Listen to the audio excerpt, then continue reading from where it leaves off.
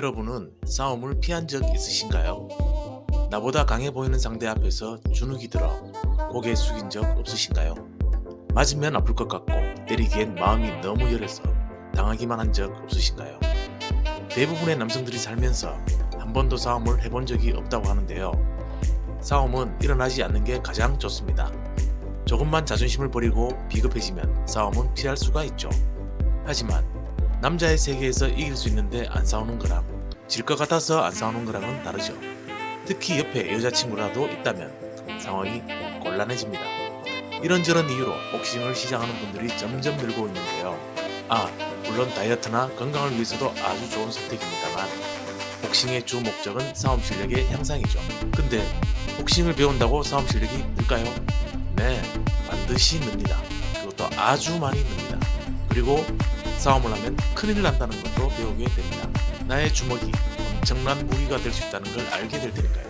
자, 이제 복싱을 하기로 마음먹었다면 화끈한 상남자들은 빠르게 실력이 늘길 원하시겠죠. 무슨 일이든 꾸준함이 승리합니다만 좋은 코치를 만나서 바른 방향으로 간다면 실력은 더 급격하게 늡니다.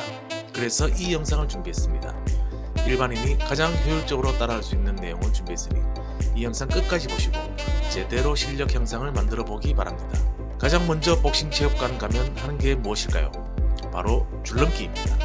많은 분들이 복싱 배우러 가서 줄넘기 하다가 때려치웠다는 분들이 많은데요.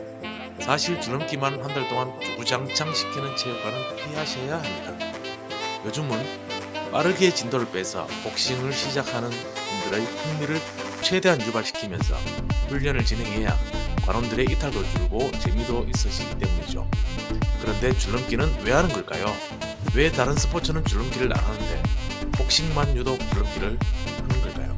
그건 체력 향상뿐만 아니라 복싱 경기에서 발의 리듬과 움직임이 아주 중요하기 때문입니다. 체중을 실어 주먹을 날리고 날아오는 주먹을 빠르게 피하기 위해서는 빠른 발놀림이 필수입니다. 복싱에서 치고 빠지는 타이밍을 맞추는데 이러한 리듬감은 크게 도움을 주기 때문이죠. 줄넘기에 대해서는 따로 영상을 올릴 테니 참고하시고요. 아무튼 빠른 복싱 실력 향상을 위해서 줄넘기는 필수입니다. 줄넘기는 일상생활에서 제자리 뛰기로 어느 정도 대체 가능은 합니다. 집에서나 학교에서나 큰 공간 차지 없이 제자리 뛰기를 해보세요. 줄넘기가 단순히 종아리와 발목 훈련은 아니지만 제자리 뛰기를 하면 발을 가볍게 만들고 체력 향상에 도움을 주니까 일상생활에서 수행하기에 상당히 좋은 운동이라고 할 수 있습니다. 그것보다 조금 투자를 한다면 줄 없는 줄넘기로 집이나 실내에서 한다면 줄넘기와 비슷한 효과를 낼 수 있습니다. 여러분 혹시 복싱하다가 다치면 어쩌지? 고수한테 졸라 두드려 맞는 거 아니야? 걱정하는 분들도 있지 않나요? 아무래도 주먹이 오고 가다 보니 아프고 다치고 할 거라고 생각을 많이 하시는데요. 복싱은 다른 스포츠보다 부상이 아주 적은 운동입니다. 스파링 시 헤드기어와 마우스피스 등 안전장치를 사용하고 서로의 합의하에 서로 가격하지 않는 매스 복싱 같은 것으로 시작해서 가벼운 라이트 복싱을 주로 한다면 축구나 농구처럼 사람이 부딪히는 운동 중에서 가장 안전하다고 할 수 있습니다. 그런 복싱의 꽃이 바로 스파링입니다. 매일 가만히 매달려 있는 샌드백을 치는 것은 기초 훈련으로 중요합니다. 가상의 상대를 대상으로 섀도우 복싱을 하는 것도 중요합니다. 하지만 역시 실전이 최고입니다. 되든 안 되든 스파링을 많이 해보세요. 사람을 상대로 압박과 스트레스를 경험하고 주먹을 어디로 뻗어야 할지, 날아오는 주먹을 어떻게 피할지, 또 반격은 언제 어디로 할지 많은 생각과 고민을 하게 만드는 게 스파링입니다. 또 스파링을 하면서 상대의 타격을 견디고 주먹에 대한 두려움을 극복하고 복싱에 대한 자신감을 향상시키는데 상당히 도움이 됩니다. 참고로 스파링은 초보자들끼리 하면 오히려 위험합니다. 힘 조절도 안 되고 피하기도 안 되는 상황에서 서로 우연찮게 카운터를 맞는 사고가 발생할 수 있으니까요. 초보자들일수록 숙련조와 붙어야 안전한 스파링이 됩니다. 스파링을 하고 나면 이제 TV나 유튜브에 나오는 복싱 경기 영상이 한층 재밌어지고 경기 운영 전략도 보이게 될 것입니다. 복싱 체육관에 가면 스파링을 두려워하지 마시고 가급적 많이 해보시기 바랍니다. 복싱에서 빠르고 강한 주먹을 위해서는 푸시업이 중요합니다. 그것도 주먹 쥐고 푸시업을 해보세요. 펀치는 주로 미는 동작이죠.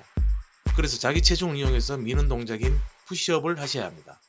특히 주먹을 쥐고 푸시업을 하면 정권 단련에도 도움이 되고 손목 강화에도 도움이 되니 꼭 하루에 100개씩 해보시기 바랍니다. 한꺼번에 100개 하면 좋지만 20개씩 쉬엄쉬엄 5세트를 해도 좋습니다. 대부분 주먹에 대한 두려움이 있습니다. 그래서 한 대도 안 맞으려고 하죠. 복싱에서 주먹을 피하는 기술들이 몇 가지 있는데요.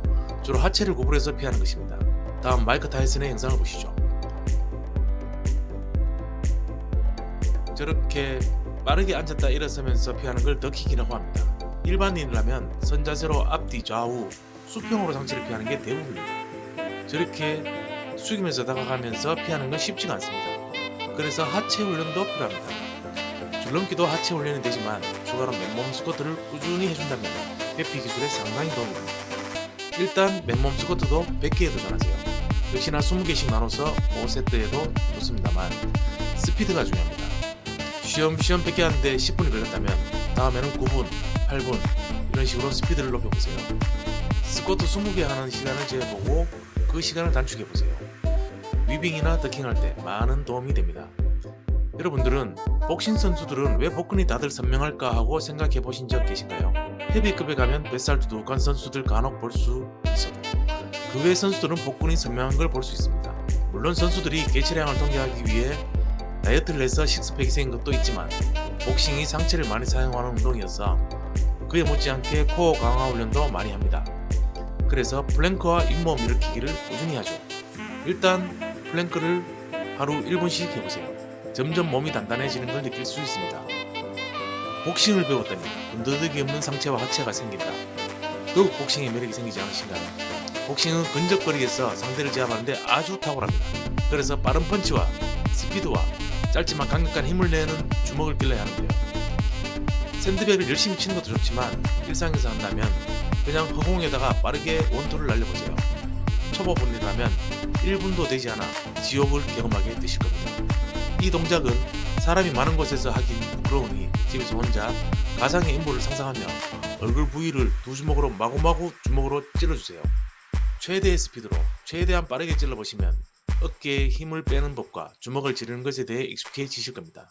1분이 익숙해지면 30초씩 늘려서 3분까지 늘려보세요. 하루 일과 중 가장 긴 3분이 되실 겁니다.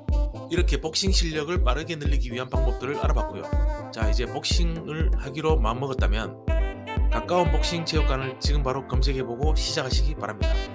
가기 전에 기초 체력 향상 위해서 미리 제자리 뛰기라도 3분씩 3라운드 푸시업 100개를 해두신다면 복싱 체육관 가서도 빠르게 실력 향상이 나올 거고요. 그 외에 알려드린 것까지 추가로 하고 간다면 원장님이 복싱이 소질 있다면서 선수를 권할지도 모르겠네요. 다음에는 잽, 스트레이트, 훅 등 여러가지 펀치를 치는 법과 주먹을 피하는 방법 등을 알려드릴 테니까 알림, 구독 설정해두면 놓치는 일이 없겠죠. 다음 영상에서 뵙겠습니다. 감사합니다.